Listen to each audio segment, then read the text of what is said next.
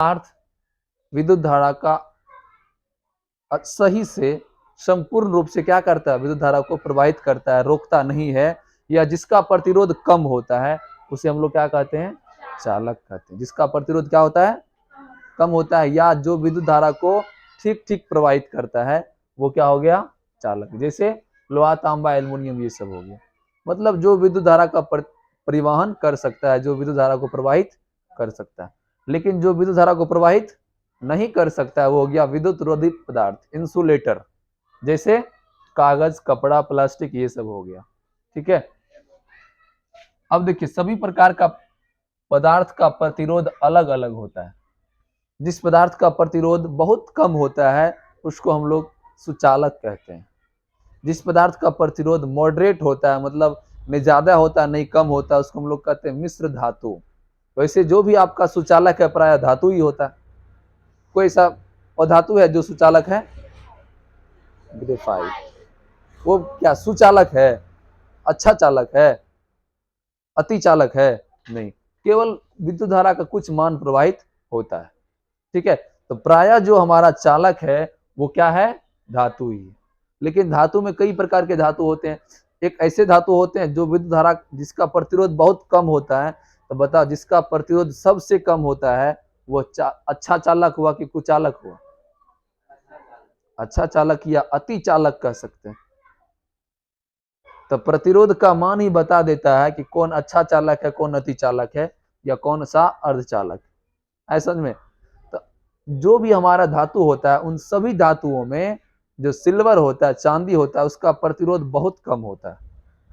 क्या होता है, प्रतिरोध का, सॉरी, चांदी का प्रतिरोध क्या होता है, बहुत कम होता है। इसका मतलब चांदी क्या है, विद्युत धारा का एक अच्छा चालक है या अति चालक। अभी आपके सामने कुछ पदार्थ हैं, कुछ धातु हैं, कुछ अधातु भी हैं, कुछ मिश्र धातु भी हैं, सबका प्रतिरोध बताते हैं। और प्रतिरोध बता के आप बता सकते हैं कि किसका मान, किसका विद्युत धारा प्रवाहित करने की अधिक क्षमता है, या किस चालक तार का प्रतिरोध अधिक है और उसका विद्युत धारा प्रवाहित करने की कितनी क्षमता है। ठीक है। तो सबसे अच्छा चालक किसे माना गया है, चांदी को। क्यों, क्योंकि उसका प्रतिरोध क्या है, बहुत कम है। देख लो, पहला हो गया आपका सिल्वर, इसका प्रतिरोध कितना है, मात्र 1.60 इंटू 10⁻8 -8 ओम मीटर है। क्या है, ओम मीटर है। एक चीज और ध्यान रखना आप लोग, प्रतिरोध का ऐसा मात्रक क्या होता है, अभी जस्ट बताएं। प्रतिरोध का ऐसा मात्रक ओम होता है, जिससे इस प्रकार से सिंबल स्विच किया जाता है। ठीक है। लेकिन प्रतिरोधकता,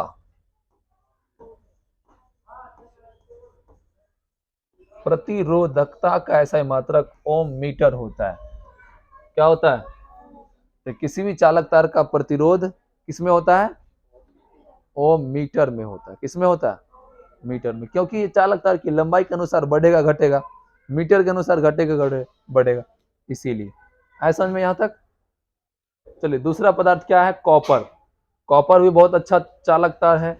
कॉपर मतलब तांबा। तो बताइए एल्युमिनियम के बाद दूसरा स्थान किसका है, सॉरी, सिल्वर के बाद दूसरा स्थान किसका है।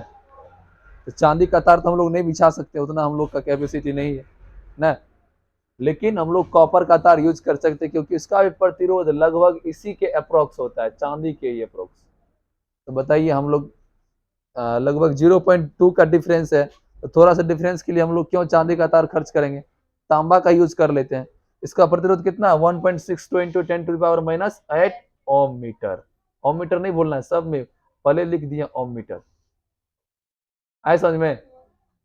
तो कॉपर या तांबा का प्रतिरोध क्या होता है, 1.62 इंटू 10⁻8 ओम मीटर होता है, याद रखना है। ठीक है। किसी भी चालक तार का प्रतिरोधकता किसमें होता है, ओम मीटर में।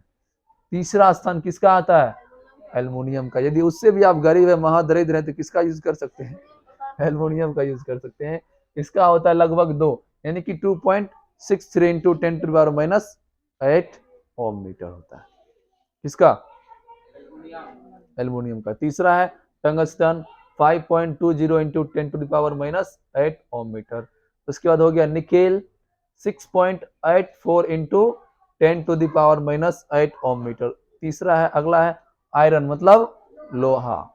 इसका भी प्रतिरोध कितना होता है, 10 इंटू 10⁻⁻8 ओम मीटर। अगला है क्रोमियम, इसका प्रतिरोध कितना होता है 12 इंटू 9 इंटू 10⁻⁻8 ओम मीटर। अगला है मरकरी, इसका प्रतिरोध कितना होता है 94 इंटू 10⁻⁻8 ओम मीटर। ये क्या है, ये हो गया आपका, यहां तक था धातु, यहां तक क्या था धातु। मैग्नीज बाकी है, ये इसका प्रतिरोध कितना है, हाँ 1.84 इंटू 10⁻⁻6। ठीक है, तो ये था आपको विभिन्न प्रकार के धातुओं का प्रतिरोध। लेकिन देखिए मिश्र धातु का प्रतिरोध कितना है, उससे बहुत बहुत ज्यादा मिलेगा आपको।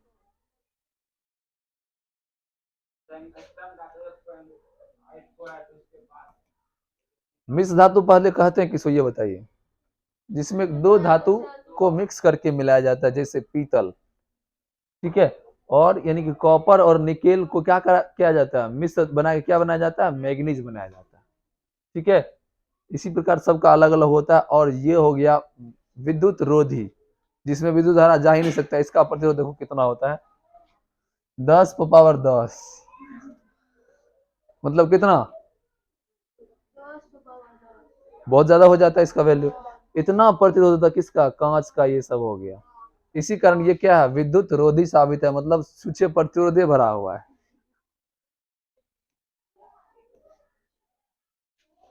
चलिए अगला टॉपिक आपका है, हाँ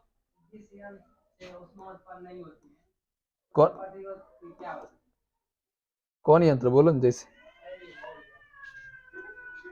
ये एलईडी लाइट है, इसीलिए उसमें उत्पन्न नहीं हो। सबसे पहले तुम समझो, जितना भी लाइट जल रहा है ये सब कौन सा लाइट, एलईडी। क्या होता है एलईडी का फुल फॉर्म,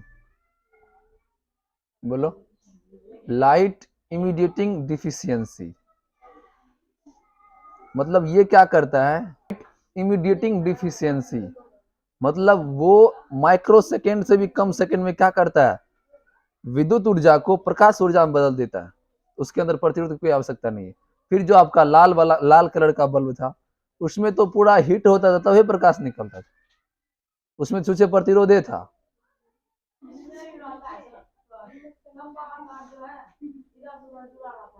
जो भी तार पहले लाल वाला बल्ब था, वो सब पहले तार था, ऐसा तार जिसका प्रतिरोध बहुत अधिक था, फिर तार हिट होता था, तब वो हिट होके उष्मा निकालता था, सॉरी प्रकाश निकालता था। तो इससे पहले जो भी आपका लाल कलर का बल्ब था, या अभी भी बहुत सारे हेडलाइट में क्या होता है, लाल कलर का बल्ब होता है ना, तो उसके अंदर बहुत अधिक मात्रा में प्रतिरोध होता है। वो एलईडी लाइट नहीं है, वो मैनुअल लाइट है। वो क्या करता है, विद्युत ऊर्जा को पहले उष्मा ऊर्जा में बदलता है, और जहां उष्मा उत्पन्न होगा वहां क्या उत्पन्न होगा, प्रकाश। तो पहले विद्युत ऊर्जा को किसमें कन्वर्ट किया, उष्मा ऊर्जा में, और उष्मा उत्पन्न किया, और उष्मा कारण क्या हुआ, प्रकाश उत्पन्न हुआ। इसी कारण वो लाइट बहुत ज्यादा बिजली की खपत करती थी, हाँ, और बहुत ज्यादा हीट भी हो जाता है, कभी कभी तो ब्रास्ट भी कर जाता था। अंदर क्या रहता है, बहुत अधिक मात्रा में उष्मा ऊर्जा रहता है, और उष्मा ऊर्जा से क्या निकलता है, प्रकाश निकलता है। लेकिन ये आपका एलईडी लाइट है, लाइट इमीडिएटिंग डिफिशियंसी। चलो अगला टॉपिक है आपका रेसिस्टर, प्रतिरोधक। प्रतिरोधकता क्या होता है, रेसिस्टर।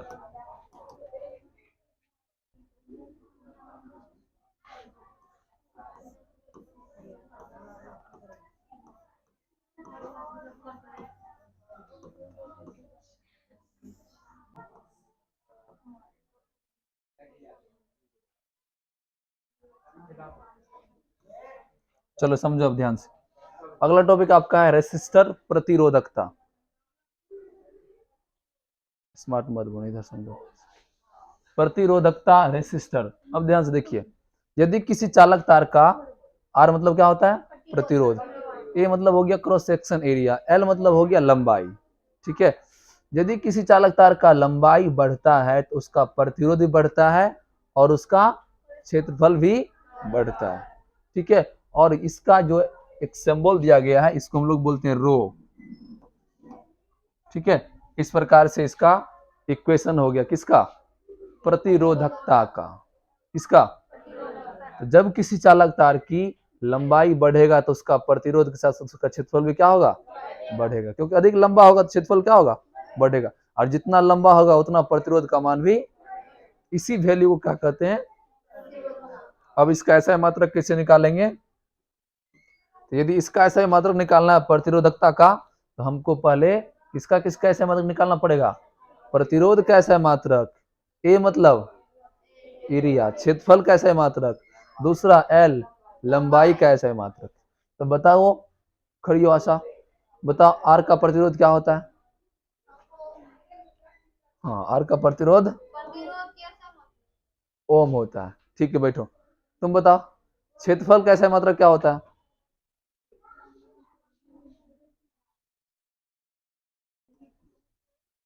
Metre square. बैठ जाओ। गुड़िया बताओ लंबाई का ऐसा मात्रक? हाँ, वेरी गुड, बैठिए। मीटर। तो ये हो गया आपको प्रतिरोधकता का इक्वेशन। ठीक है, तो प्रतिरोधकता का ऐसा मात्रक निकालने के लिए क्या करेंगे? इसका जो भी वैल्यू दिया हुआ सब कैसा मात्रक लिख देंगे और गुना कर देंगे। इसको गुना कर दिया हम।